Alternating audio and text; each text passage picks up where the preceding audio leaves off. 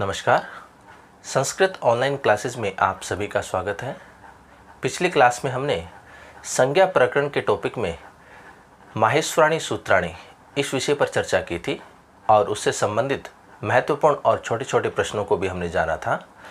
आज हम संज्ञा प्रकरण में ही अगला जो बिंदु है उच्चारण स्थानानि या वर्णानाम स्थानानि, इस विषय पर हम चर्चा करेंगे। तो आइए शुरू करते हैं। आज का जो हमारा विषय है वो है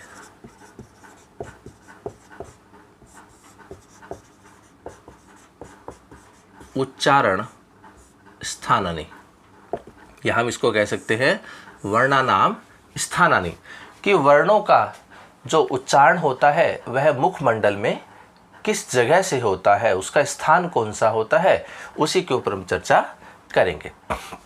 सबसे पहला प्रश्न बनता है इसको लेकर के कि उच्चारण स्थान कितने हैं, उच्चारण स्थान कतिधा कितने हैं। तो हमारा जो आंसर होगा वो होते हैं 8। उच्चारण स्थानों की संख्या कितनी है? 8 होती है। और वो कौन कौन से होते हैं हम यहाँ अभी स्पष्ट कर लेंगे। और उच्चारण स्थान से संबंधित सूत्र कितने हैं? तो वो आती है 11। उच्चारण स्थान से संबंधित सूत्रों की संख्या है 11 और उच्चारण स्थान कितने हैं? वो है 8। तो आइए इनको एक एक करके स्पष्ट करते हैं। उच्चारण स्थान के अंतर्गत वर्णों का स्थान जानने के लिए इनको सूत्रों में विभाजित किया गया है, सूत्र बनाए गए हैं। उन सूत्रों को हम देख करके, जान करके और उनको समझ करके हम प्रत्येक वर्ण का उच्चारण स्थान जान सकते हैं। तो देखिए, सबसे पहला जो सूत्र आता है वह आता है अकुह विसर्जनीयानाम कंठः। अकुह विसर्जनीयानाम कंठः, अकुह विसर्जनीयानाम कंठः। तो देखिए, इस सूत्र में कौन कौन से वर्ण हैं जिनका उच्चारण स्थान कौन सा होगा? कंठ होगा। तो देखिए, इस सूत्र को हम सोल्व करेंगे। तो देखिए, सबसे पहले क्या लिख रखा है? ए। यहाँ ए से तात्पर्य होता है ए और आ, ह्रस्व ए और दीर्घ ए, जिसको हम आ कहते हैं। तो ए से तात्पर्य है ए और आ। फिर लिख रखा है कु। कु का मतलब होता है कै वर्ग, और कै वर्ग में क्या क्या शामिल होगा? कै, खे, गे, घे और ङे। कै, खे, गे, घे, ङे ये शामिल किस में होंगे? कै वर्ग में, जिसका मतलब है यहाँ पे कु। फिर दे रखा है का मतलब हो गया है वर्ण हो गया। उसके बाद है विसर्ज, और विसर्ज का मतलब होता है विसर्ग। और आगे जो यहाँ दे रखे शब्द ये विभक्ति पूर्ति है इन सब का, इसके लिए यहाँ पर हमने षष्ठी विभक्ति बहुवचन का प्रयोग किया है। तो देखिए, इस सूत्र के अंतर्गत ए से तात्पर्य है ए और आ, ह्रस्व ए और दीर्घ ए, जिसको हम आ कहते हैं। कु का मतलब होता है कै वर्ग, जिसमें कै, खे, गे, घे और ङ शामिल होता है। फिर होता है वर्ण और उसके पश्चात आता है विसर्ग। इन सभी का उच्चारण स्थान क्या होता है? कंठ होता है।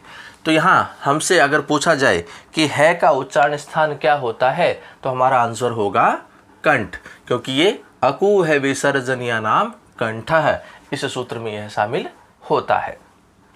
इसी प्रकार से हमसे पूछ लिया जाए कि विसर्ग का उच्चारण स्थान क्या होता है, तो विसर्ग का उच्चारण स्थान भी क्या होता है? कंठ होता है।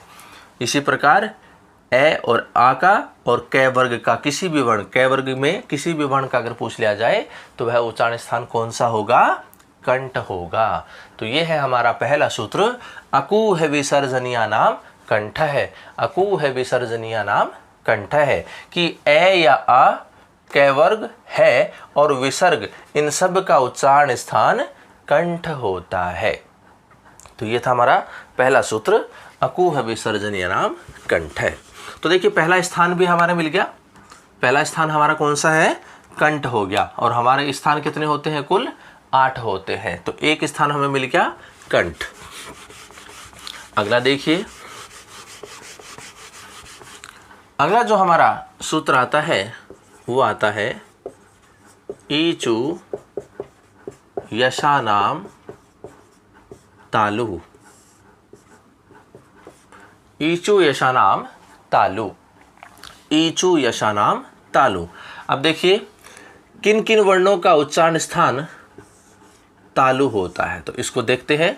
तो इस सूत्र को सॉल्व करेंगे तो सबसे पहले क्या लिख रखा है, ई लिख रखा है। तो यहाँ ई से तात्पर्य होता है ह्रस्व ई और दीर्घ ई। इसके बाद लिख रखा है चू, चू का मतलब होता है च वर्ग, और च वर्ग में शामिल होता है च, छ, ज, झ और य, च, छ, ज, झ, य। उसके बाद लिख रखा है ये वर्ण, और फिर लिख रखा है श वर्ण। तो ये है विभक्ति पूर्ति। तो इन सब का उच्चारण स्थान क्या होगा हमारा, तालु होता है। ईचु यशानाम तालु, ईचु यशानाम तालु। तो ई से तात्पर्य है ह्रस्व ई और दीर्घ ई।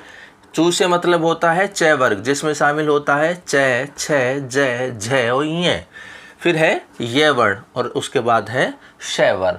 तो इन सब का जो उच्चारण होता है वह तालु से होता है। तालु से होने का मतलब है कि इनका उच्चारण करते समय हमारी जो जिह्वा होती है वो तालु को स्पर्श करती है। इसी कारण से इन सभी वर्णों का जो उच्चारण स्थान बताया गया है वह तालु बताया गया है। तो ईचु यशानाम तालु, ईचु यशानाम तालु। तो इस प्रकार से यह हमें दूसरा स्थान भी मिल गया। पहला स्थान था हमारा कंठ, दूसरा स्थान था हमारा तालु। हम यहाँ एक तरफ लिखते भी रहते हैं। पहला था हमारा कंठ, दूसरा हुआ हमारा तालु। तो ये था हमारा दूसरा सूत्र, ईचु यशानाम तालु। अगला सूत्र देखिए, तीसरा जो सूत्र आता है वो है ऋतु रसाणाम मूर्धा, ऋतु रसाणाम मूर्धा। अब देखिए ये स्थिति क्या है कि किन किन वर्णों का उच्चारण मूर्धा से होता है। मूर्धा से तात्पर्य है हमारा ऊपर का जो कठोर भाग होता है दांतों के पश्चात, और जो ऊपर हल्का सा जो खड्डा हमारा बना हुआ है वहाँ क्या है, स्थान होता है मूर्धा होता है। तो देखिए किन वर्णों का स्थान मूर्धा होता है उनको हम यहाँ जानेंगे। तो सबसे पहले क्या लिख रखा है, री, री का मतलब होता है ह्रस्व री और दीर्घ री। उसके बाद लिख रखा है टू, टू का मतलब होता है ट वर्ग, और ट वर्ग में शामिल क्या क्या होता है, ट, ठ, ड, ढ और ण, ट, ठ, ड, ढ, ण। उसके बाद है रे वर्ण और तत्पश्चात है श वर्ण। तो इन सभी वर्णों का जो उच्चारण स्थान होगा वह क्या होगा, मूर्धा होगा। मूर्धा इसलिए है क्योंकि इन वर्णों का उच्चारण करते समय हमारी जो जिह्वा होती है वह मूर्धा को स्पर्श करती है। तो आप इनका उच्चारण करके देखेंगे तो आपको स्पष्ट हो जाएगा। तो ऋतु रसाणाम मूर्धा, तो यहाँ है री, री से तात्पर्य है ह्रस्व री और दीर्घ री। फिर है टू, टू का मतलब होता है ट वर्ग, और ट वर्ग में शामिल होता है ट, ठ, ड, ढ और ण। फिर बात आती है रे की, और फिर है श, और इन सभी का उच्चारण स्थान क्या हो जाता है, मूर्धा होता है। तो ये हमारा तीसरा सूत्र था, ऋतु रसाणाम मूर्धा। और ये देखिए हमें तीसरा स्थान भी मिल गया, मूर्धा। अब देखिए अगला जो सूत्र है हमारा वो क्या है, अगला हमारा सूत्र है ऋतु लसानाम दंता, ऋतु लसानाम दंतः, ऋतु लसानाम दंतः। तो ऐसे कौन से वर्ण होंगे जिनका उच्चारण स्थान दंत होता है। तो देखिए यहाँ से निकालेंगे। सबसे पहले क्या लिख रखा है, लृ, लृ का मतलब संस्कृत में केवल ह्रस्व लृ ही होता है, संस्कृत के अंतर्गत दीर्घ लृ नहीं होता है। तो यहाँ लृ से तात्पर्य केवल मात्र लृ होता है। तू, तू से तात्पर्य है हमारा तय वर्ग, और तय वर्ग में क्या क्या शामिल होता है? तय, थ, द, ध और न, ये वर्ण शामिल होते हैं तय वर्ग में। फिर लिख रखा है लय वर्ण और बाद में है स वर्ण। तो इन सभी का उच्चारण स्थान क्या होगा? हमारा दंत होगा। क्यों? क्योंकि इन सभी का उच्चारण करते समय हमारी जो जिह्वा होती है वो दांतों को स्पर्श करती है, इसीलिए इन सभी का उच्चारण स्थान दंत कहा गया है। लृतु लशनाम दंताः। तो लृ से तात्पर्य केवल ह्रस्व लृ ही होता है, क्योंकि संस्कृत में दीर्घ लृ नहीं होता। तू से तात्पर्य है तय वर्ग, और तय वर्ग में शामिल होता है तय, थ, द, ध और न। फिर लिख रखा है लय और फिर है स, ये आगे विभक्ति पूर्ति है। तो इन सभी वर्णों का उच्चारण स्थान क्या होता है? दंत होता है। तो ये हमारा अगला स्थान भी मिल गया, दंतः। तो ये था हमारा चौथा सूत्र, लृतु लसानाम दंतः। अगला सूत्र देखिए। अगला जो सूत्र आता है हमारा वो है उपुब्ध मानीयानाम ओष्ठौ। उपुब्धमान्यानाम औष्ठौ, उपुब्धमान्यानाम औष्ठौ। अब यहाँ देखिए, अभी हमने जितने भी सूत्र लिखे हैं पहले 4, तो उसमें हमने लिखा था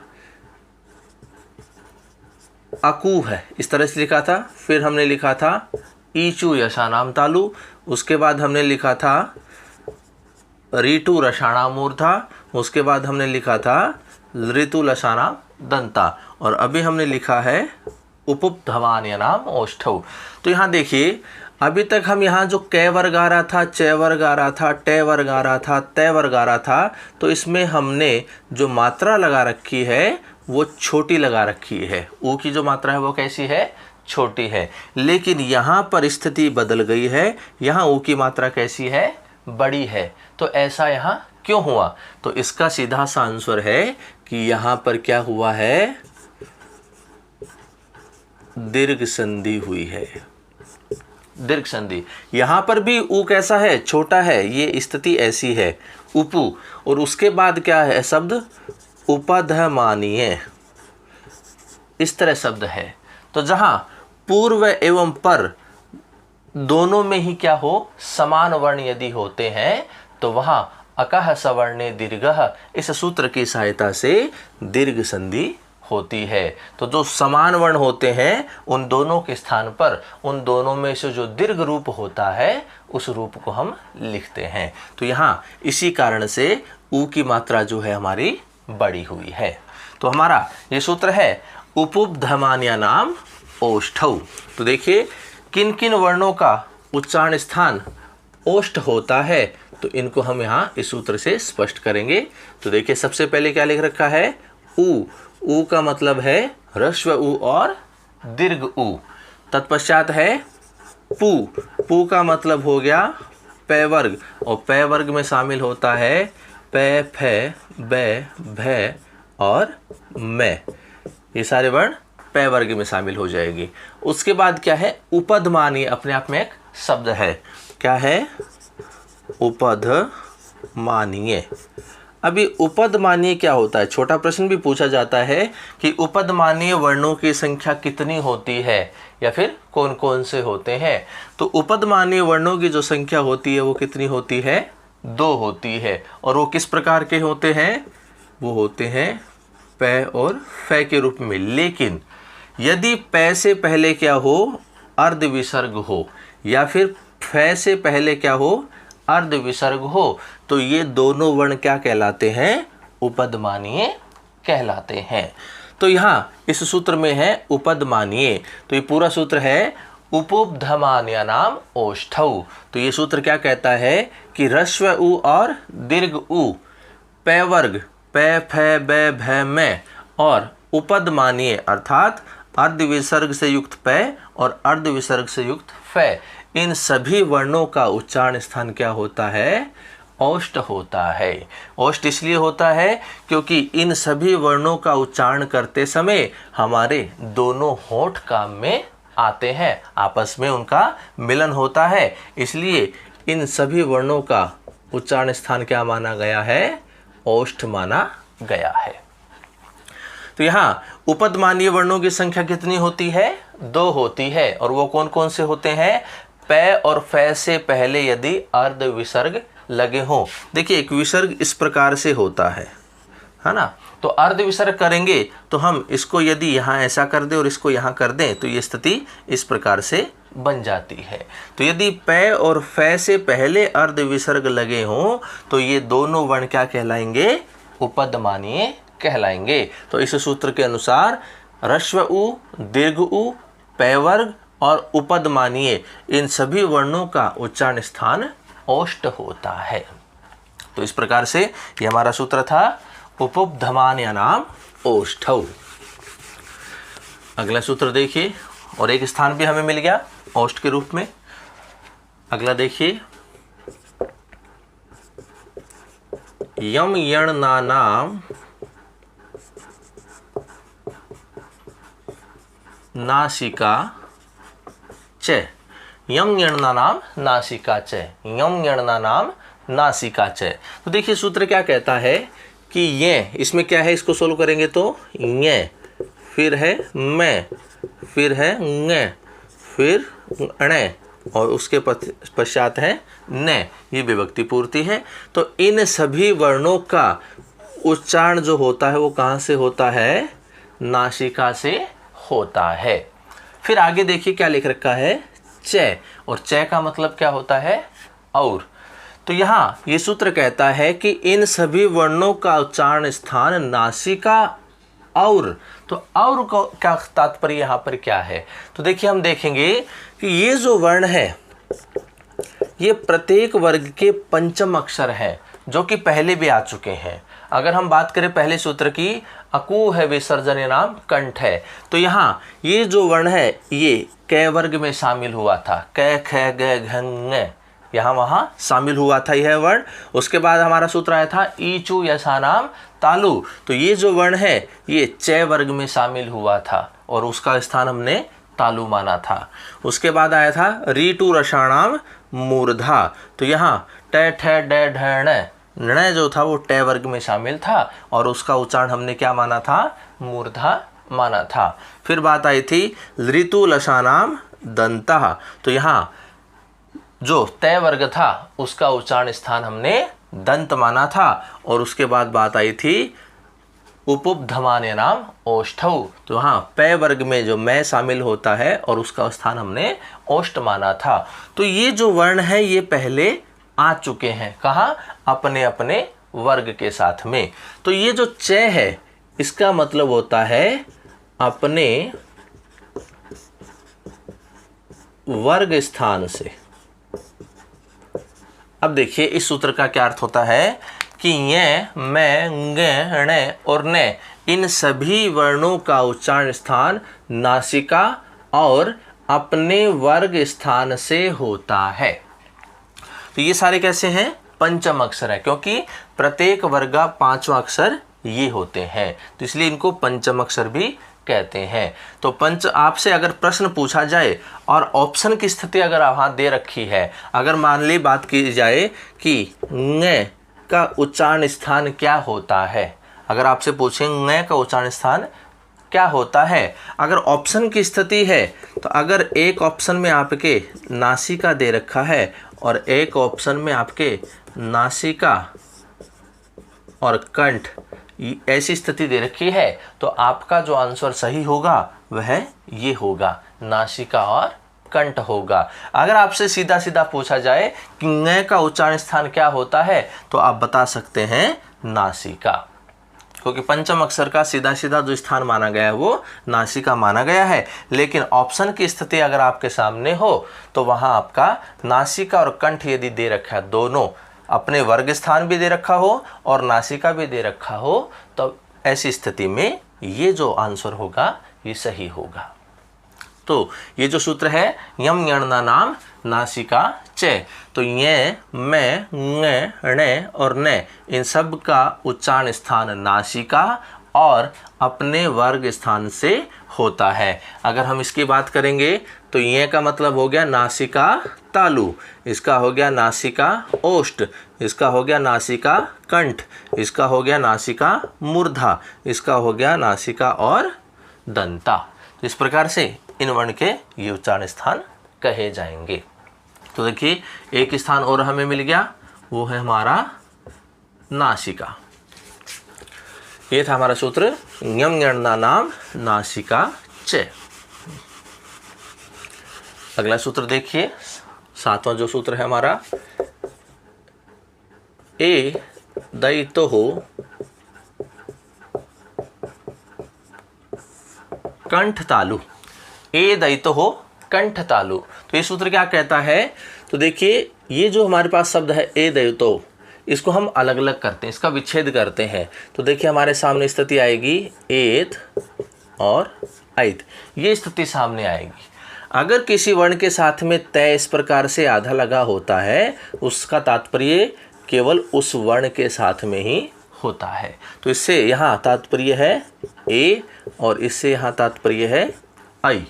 तो यहाँ ए दयितो का मतलब है ए और ऐ।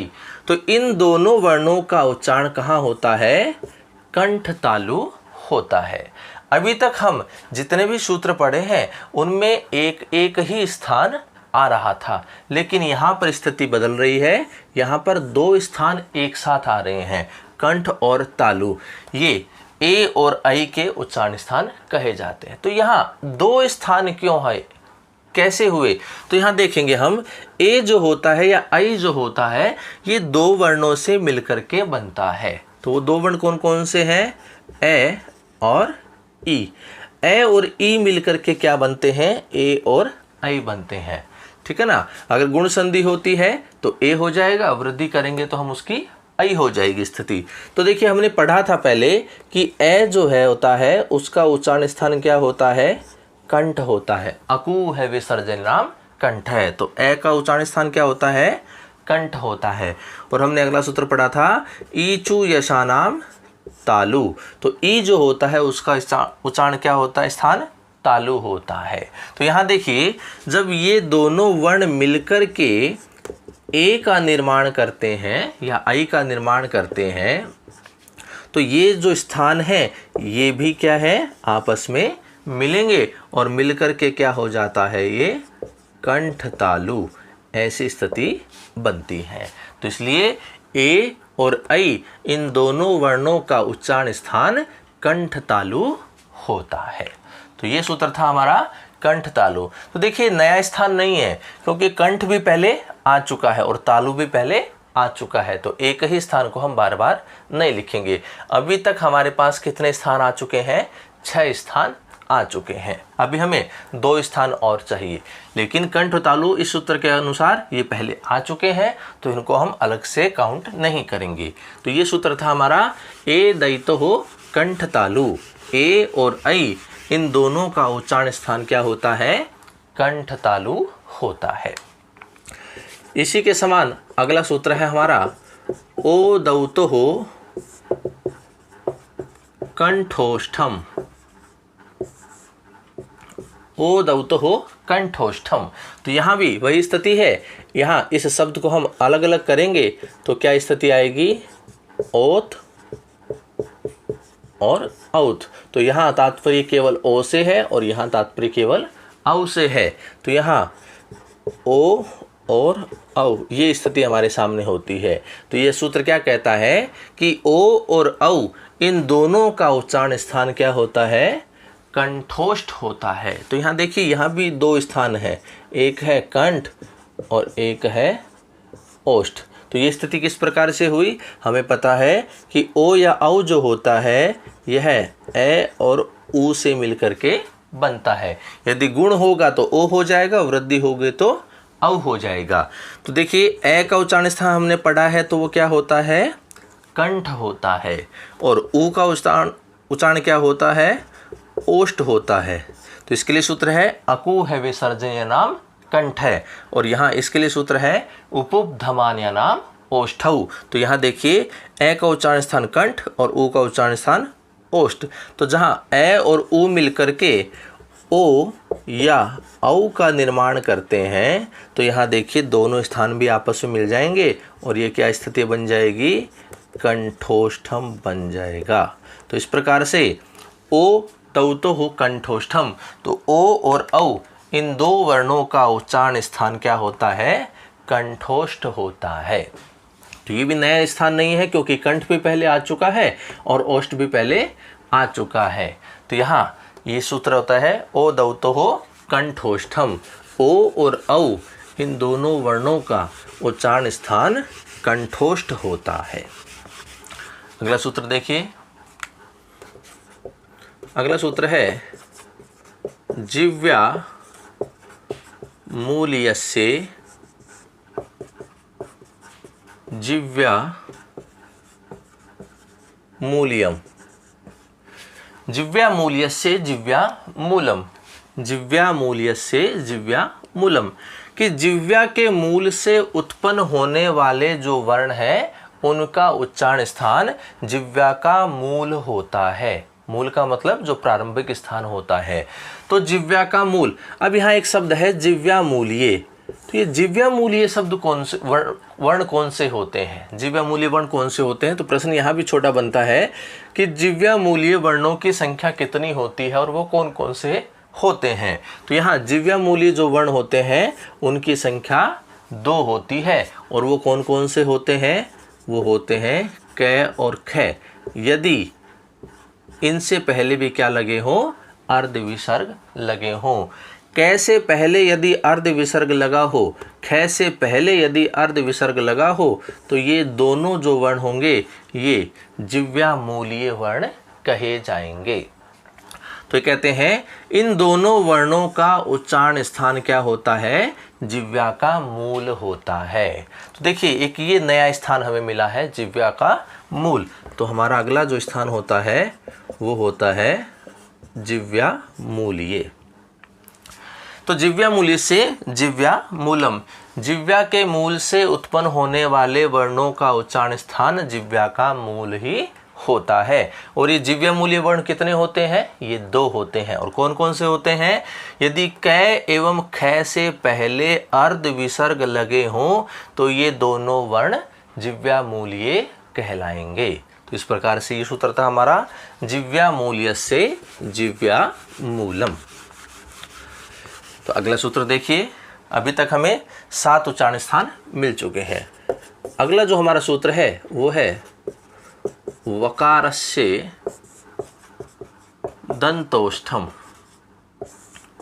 वकारस्य दंतोष्ठम। तो यहाँ देखिए जो शब्द है वकारस्य, वकार किसी भी अक्षर के साथ में यदि कार शब्द लगा हुआ है तो उसका मतलब केवल वह अक्षर होता है, वह केवल वर्ण होगा। तो यहाँ कार किसके साथ लगा है, वै के साथ में लगा है। तो यहाँ वकारस्य अर्थात वै का उच्चारण स्थान जो होता है वो कौन सा होता है, दंतोष्ठ होता है। तो यहाँ एक है दंत और एक है ओष्ठ, ये दोनों मिलकर के किसका निर्माण करते हैं, वै का निर्माण करते हैं। जब हम वै का उच्चारण करते हैं तो दांत और ओष्ठ हमारे आपस में काम करते हैं, दोनों ही काम में आते हैं। इसलिए इनका इस वै का उच्चारण स्थान क्या होता है, दंतोष्ठ होता है। एक होता है वै, एक होता है बै, दोनों में अंतर है। अगर बै आता है तो इसका उच्चारण केवल क्या होगा, ओष्ठ होगा। और यदि वै आता है तो यहाँ दांत और ओष्ठ अर्थात दंत ओष्ठ ये स्थान हमारे यहाँ पर काम आएगा। तो सूत्र है हमारा वकारस्य दंतोष्ठम, क्योंकि वै का उच्चारण स्थान करते समय हमारे दांत और होठ दोनों काम में आते हैं, इसलिए इसका उच्चारण स्थान है दंतोष्ठ। तो वकारस्य दंतोष्ठ। अगला जो हमारा सूत्र है वो आता है अनुस्वारस्य नासिका,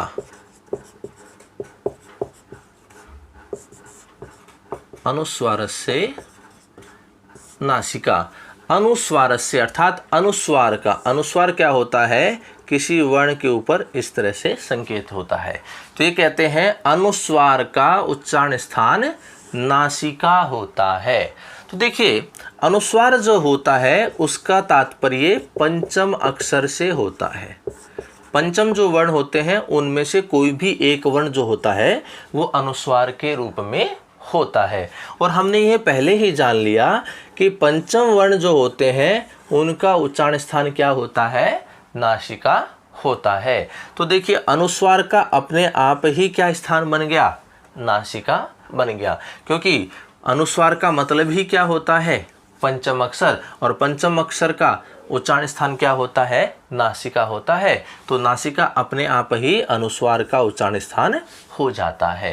तो ये सूत्र है अनुस्वार से नासिका, अनुस्वार का उच्चारण स्थान नासिका होता है। तो इस प्रकार से ये जो नासिका है ये पहले आ चुका है। तो हमारा ये जो अनुस्वार उच्चारण स्थान से संबंधित जो सूत्र थे 11 वो हमारे पूरे हो चुके हैं, लेकिन हमारे पास स्थान अभी भी कितने हैं, 7 है। तो 8वां जो स्थान होता है वो स्थान माना गया है उरह, उरह स्थान, जिसको हम कह सकते हैं कि आत्मा का स्थान मान दे, या फिर हम हृदय का स्थान मान लें, या फिर हम मन का स्थान मान लें। तो यह जो स्थान है यह क्या होता है, उरह होता है।